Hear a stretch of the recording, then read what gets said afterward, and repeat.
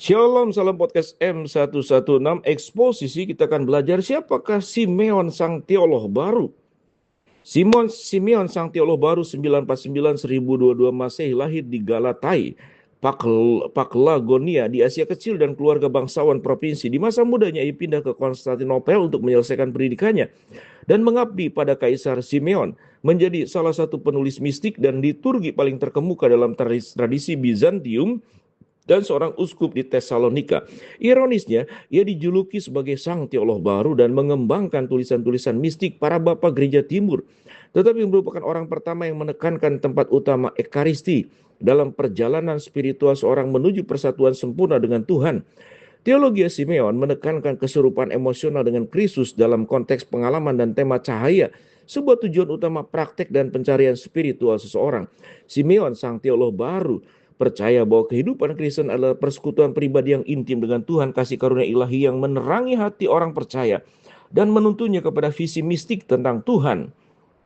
Ia meremehkan buku dan pembelajaran sebagai tempat untuk mempelajari pengetahuan spiritual dan menekan visi yang dalam sebagai sesuatu yang lebih unggul. Ia menjelaskan bahwa cahaya yang tidak diciptakan dari pencerahan Roh Kudus jauh lebih besar daripada cahaya intelektual. Kita menjalankan semua asketisme dan semua tindakan ini hanya untuk mengambil bagian dari cahaya ilahi, seperti lampu, sehingga kita dapat membawa jiwa kita sebagai satu lilin menuju cahaya yang tak terjangkau.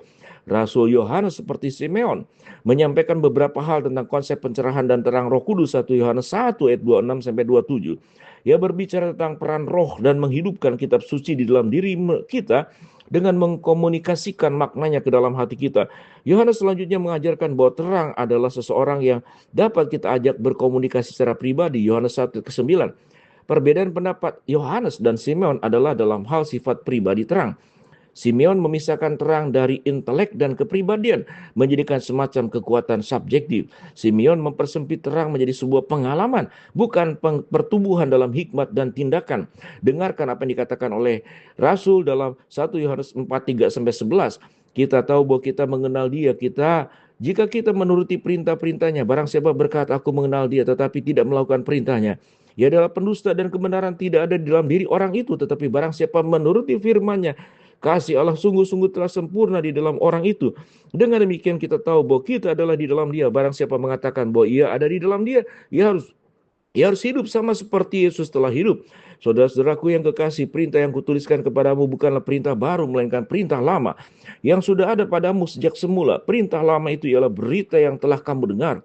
Tetapi perintah baru yang kutuliskan kepadamu itu perintah yang telah nyata kebenarannya di dalam Dia dan di dalam kamu. Sebab kegelapan sedang lenyap dan terang yang benar telah bercahaya. Barang siapa berkata bahwa ia ada di dalam terang, tetapi membenci saudaranya, ia masih ada di dalam kegelapan. Barang siapa mengasihi saudaranya, ia hidup di dalam terang dan tidak ada sesuatu pun yang dapat membuatnya tersandung. Tetapi barang siapa membenci saudaranya, ia berada dalam kegelapan dan hidup di dalam kegelapan. Ia tidak tahu kemana ia pergi karena kegelapan telah membutakannya. Kita menyimpulkan bahwa terang yang sejati bersifat pribadi karena terang adalah pribadi.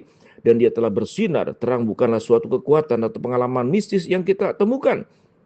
Roh Kudus adalah pribadi yang menemukan kita dan dia dikenal sebagai melalui kitab suci. Dia hanya dialami saat kita mengasihi saudara-saudara kita dan menaati firman-Nya. Sebagai orang percaya, kita tidak mencari pengalaman atau kebenaran baru di luar pribadi Allah.